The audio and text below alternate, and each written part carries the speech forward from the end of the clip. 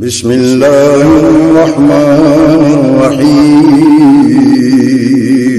شروع اللہ کے نام سے جو بڑا مہربان نہایت رحم والا ہے۔ ونصلي على رسوله الكريم اما بعد فاعوذ بالله من الشيطان الرجيم بسم الله الرحمن الرحيم قال الله تعالى في القرآن المجيد والفرقان الحميد ان الذين آمنوا وعملوا الصالحات كانت لهم جنات الفردوس نزلا وقال النبي صلى الله عليه وسلم من عمل عملا ليس عليه امرنا فهو رد۔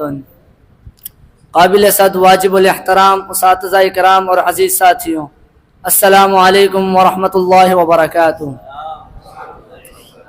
حضرات گرامی قدر، دنیا میں ہر کام کرنے سے پہلے اس میں کچھ شرائط پائی جاتی ہیں کہ جس کی بنا پر ہی وہ کام مکمل ہوتا ہے۔ اگر وہ شرائط اس میں نہ پائی جائے تو کام ادھورا ہی رہ جاتا ہے، نامکمل ہوتا ہے۔ اسی طرح اللہ تعالیٰ کی بارگاہ اقدس میں بھی اعمال کے قبول ہونے کی کچھ شرائط ہیں کہ جس کی بنا پر اللہ تعالیٰ کی بارگاہ میں اعمال قبول کیے جاتے ہیں۔ اگر وہ شرائط ان اعمال میں نہ پائی جائے تو اعمال کو رد کر دیا جاتا ہے، برباد کر دیا جاتا ہے۔ آج میں انہی شرائط کا ذکر کرنے لگا ہوں۔ اللہ تعالیٰ کی بارگاہ میں اعمال کے قبول ہونے کی 3 شرائط ہیں، جن میں سے پہلی شرط اللہ تعالیٰ کی ذات پر ایمان لانا اور اس کی توحید پر قائم رہنا۔ جیسا کہ رب العالمین نے قرآن مجید میں ارشاد فرمایا ان الذین آمنوا وعملوا الصالحات کانت لهم جنات الفردوس نزلا، بے شک جو لوگ ایمان لائے اور نیک اعمال کیے ان کی میزبانی کے لیے جنت الفردوس کے باغ ہوں گے۔ اسی طرح نبی کریم صلی اللہ علیہ وسلم کا فرمان ہے قل آمنت باللہ ثم استقم، کہہ دو کہ میں اللہ تعالیٰ کی ذات پر ایمان لاتا ہوں اور پھر اس پر ثابت قدم ہو جا۔ ویسے تو کفار بھی بہت سے نیک اعمال کرتے ہیں جو بظاہر تو ان کے اعمال اچھے نظر آتے ہیں، لیکن اللہ تعالیٰ کی بارگاہ میں وہ اعمال قبول نہیں ہوتے کیونکہ وہ ایمان نہیں لائے۔ جیسا کہ صحیح بخاری میں بھی 3 آدمیوں کا قصہ مذکور ہے کہ جو غار میں پھنس گئے تھے، انہوں نے اللہ تعالیٰ سے دعا کی اور دعا میں اپنے نیک اعمال کو وسیلہ بنایا تو اللہ تعالیٰ نے اس لیے ان کو نجات دی کیونکہ وہ سب توحید والے تھے۔ اسی طرح اللہ تعالیٰ نے ایک اور جگہ پر ارشاد فرمایا وَلَوْ أَشْرَكُوا لَحَبِطَ عَنْهُمْ مَا كَانُوا يَعْمَلُونَ، اگر وہ لوگ بھی شرک کرتے تو اللہ تعالیٰ ان کے اعمال کو بھی برباد کر دیتا۔ اسی طرح دوسری شرط اخلاص ہے، یعنی ریاکاری سے اجتناب کیا جائے، اعمال صرف اور صرف اللہ تعالیٰ کی رضا کے لیے کیے جائیں، نہ کہ کسی کو دکھانے کے لیے، نہ شہرت پانے کے لیے۔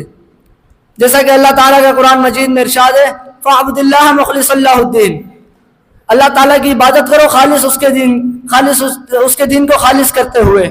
اسی طرح نبی کریم صلی اللہ علیہ وسلم نے فرمایا من سمع سمع اللہ بہ ومن یرائی یرائی اللہ بہ، جو شخص کسی کو سنواتا ہے تو اللہ تعالیٰ اس کو سنا دیتا ہے، اور جو شخص کسی کو دکھاتا ہے تو اللہ تعالیٰ اس کو دکھا دیتا ہے۔ اسی طرح نبی کریم صلی اللہ علیہ وسلم نے ایک اور حدیث میں ارشاد فرمایا ان اللہ لا ينظر الى صورکم واموالکم ولكن ينظر الى قلوبکم واعمالکم، اللہ تعالیٰ تمہاری صورتوں کی طرف نہیں دیکھتا کہ کون کتنا خوبصورت ہے، نہ تمہارے مال کی طرف دیکھتا کہ کون کتنا بڑا بزنس مین ہے، اللہ تعالیٰ تمہارے دلوں کی طرف دیکھتا ہے اور تمہارے اعمال کی طرف دیکھتا ہے۔ اسی طرح نبی کریم صلی اللہ علیہ وسلم نے ایک اور جگہ ارشاد فرمایا انما الاعمال بالنیات، تمام نیک اعمال کا دار و مدار نیتوں پر ہے۔ اسی طرح نبی کریم صلی اللہ علیہ وسلم نے ایک اور حدیث میں ارشاد فرمایا ان اخوف ما خاف علیکم الشرک الاصغر الریا، یقیناً میں تم پر جس چیز کا سب سے زیادہ خوف کھاتا ہوں وہ شرک اصغر یعنی ریاکاری ہے۔ دوسری شرط یہ ہے کہ ریاکاری سے اجتناب کیا جائے اور اعمال صرف اور صرف اللہ تعالیٰ کی رضا کے لیے کیے جائیں، اور اگر کسی اور کو دکھانے کے لیے کیے جائیں گے تو اعمال برباد کر دیے جائیں گے۔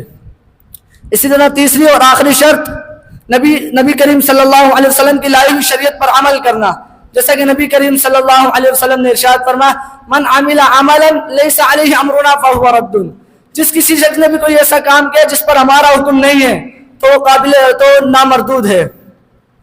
اسی طرح قرآن مجید میں ایک اور جگہ ارشاد فرمایا قل اطیعوا اللہ واطیعوا الرسول ولا تبطلوا اعمالکم، اللہ اور اس کے رسول کی اطاعت کرو اور اپنے اعمال کو برباد نہ کرو۔